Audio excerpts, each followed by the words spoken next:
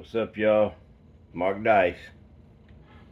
Of course, yesterday was the Super Bowl, a modern day version of the ancient bread and circuses from ancient Rome, a media manufactured event to occupy and pacify the time and attention of the general public who apparently can't think of anything to entertain themselves or occupy their time on the weekends other than turning on the television, watching mainstream media. More on that in a moment. A lot of people love to watch the commercials because they're filled with celebrities, which I'll also address, so bear with me. But this year, old Joe decided to release a Super Bowl ad of his own. And it didn't air during the big game, but the American people should see it because, well, it's absolutely idiotic.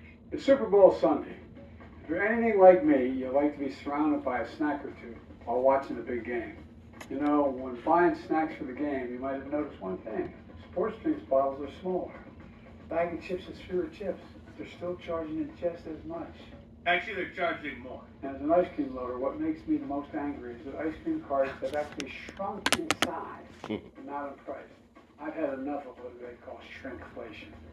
It's a ripoff. Some companies are trying to pull a fast one by shrinking the products little by little and hoping you won't notice.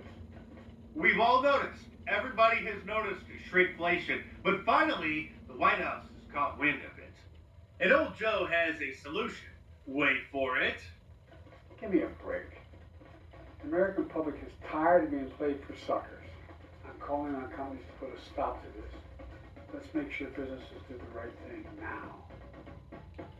So old Joe is calling on the price of food to go up. And there are only three ways to avoid shrinkflation, and none of them are going to happen. One is for the companies to raise the prices instead of just shrinking the product, which isn't going to happen. Two would be for them to start putting poorer quality ingredients in the products to bring the cost down. But I don't even know if they can do that because they've already substituted most of the food for chemicals. Three would be for the Federal Reserve to stop printing dollars, to stop causing inflation, to stop putting so many dollars in circulation, which is causing the price of everything to go up. While the Federal Reserve isn't actually a government agency, they are an independent cartel. Independent banking network. They have been collaborating with the Biden administration in order to continue the destruction of the U.S. dollar. And so, once again, the Democrats are accusing others of doing the exact same thing that they themselves are guilty of. And while he did put out that cringeworthy commercial, he skipped the traditional pre-Super Bowl presidential interview for the second year in a row because his staff can't allow him to sit in front of a camera at this point, and he would trust the mainstream media to edit the thing together to try to make him look good. But CNN says he has a good excuse. Biden is skipping a Super Bowl interview for the second year in a row. It's part of a larger media strategy. Yeah. He's got a strategy, all right, not be in front of a camera. Yeah. But CNN's Oliver Darcy says that it's because Joe Biden thinks that the American people are just tired of politics. He wanted to let them just enjoy the game. A game which George Orwell noted in his classic novel, 1984, has a purpose. Football, beer, and above all gambling filled up the horizons of their minds in the general public. To keep them in control was not difficult. And if you know anything about my work, you know that I'm consistent. Unlike virtually every mainstream conservative pundit, talk show host, politician, who've slowly and steadily been moving to the left, afraid to talk about certain issues now that the times have changed. I'm like a rock, and many of the things that I've been talking about for over 15 years are now finally starting to work their way into the mainstream now that the insanity has boiled over. And here's a little blast from the past, which is and always will be an evergreen video. How young you was. The Super Bowl is stupid that I recorded and posted 10 years ago, back in 2014. I just watched the Super Bowl for the commercials. They're so funny. Oh, so you need $1 billion beer company to entertain you. You look forward to a cavity-causing crap in a can commercial, known as soda, to the peon public, to make you laugh. You've become so overstimulated, so brain damaged from the mentally enslaving mainstream media that you look forward to having these billion-dollar companies entertain you with a 30-second commercial. Beer, soda, Doritos, junk food, garbage. This is your entertainment. This is what has happened to America. While you're watching a bunch of men running around in tights chasing a ball. You know, my dog is as easily entertained as most football fans. Hey, look, he's got the ball. Oh, yay, he's got, oh, no, yay, the other team's got the ball. Oh, no, they got the ball. Yay, the ball. They're chasing the ball. They're chasing the ball. That's your entertainment, America. That is your bread and circus. It's just incredible. It's amazing the power of the mainstream media to have mentally enslaved an entire nation. Yeah. This is their number one priority. Hundreds They of can name the millions. stats and who's playing, and who's out injured, and all the different statistics, but most of these people don't even know who the vice president is. Most of these people just probably can't even name their own state capital, but they know the quarterbacks on all the teams, and they know what cities and who's playing what. Yeah. No, your priorities aren't out of whack at all, are they? Oh, you're a great American. No, you're the reason this country's failing.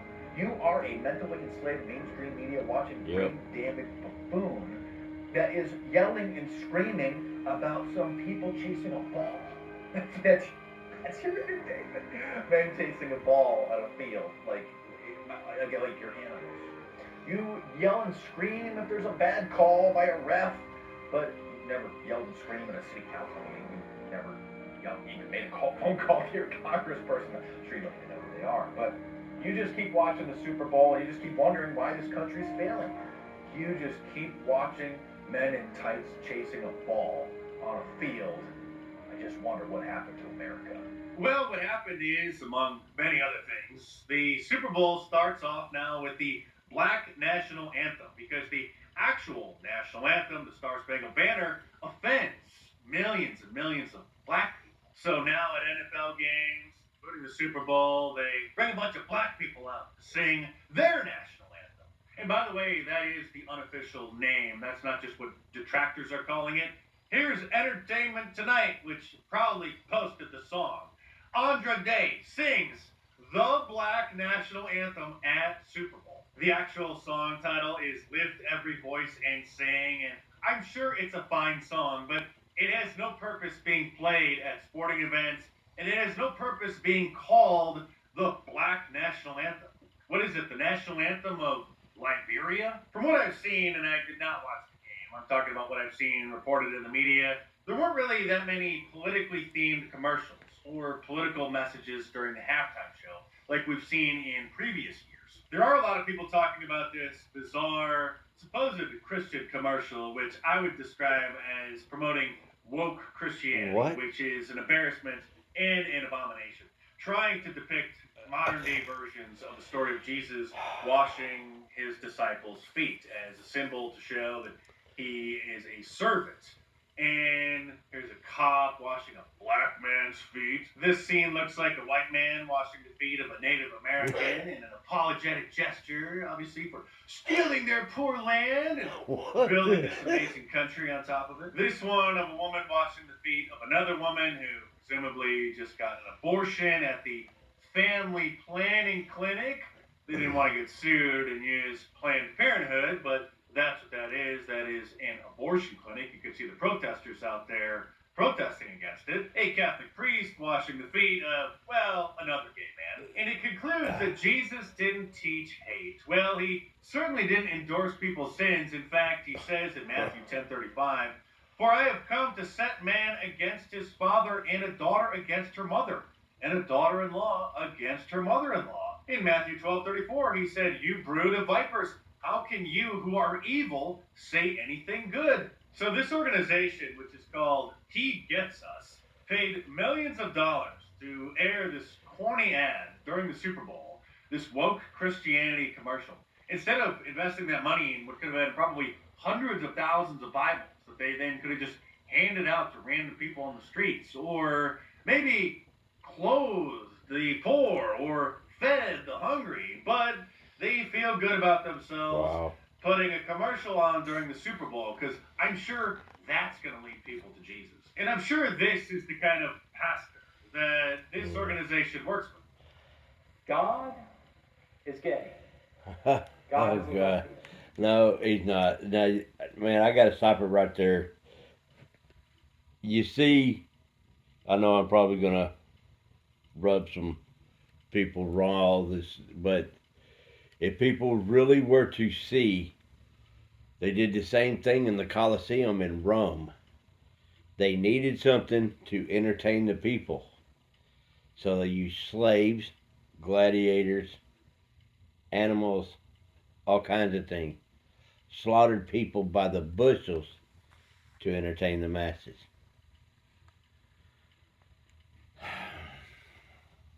You can do with it what you will. But when people start realizing that they've been manipulated through our media and we've been paying for it the whole time with taxpayer dollars, don't shoot the messenger. God bless the United States of America. Screw you commies, you know the drill. Y'all go check Mark Dice out. He's got a lot more information, y'all. Later, Patriots.